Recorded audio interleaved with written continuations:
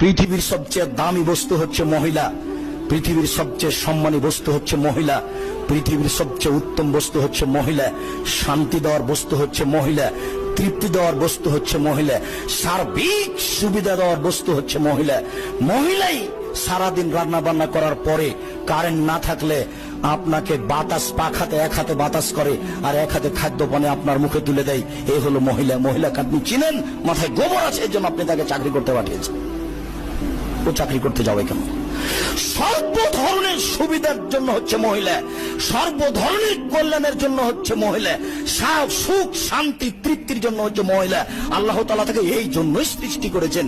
সে অশুভ ফল হতে পারে কি করে? ছি ছি ছি ছি ছি ছি।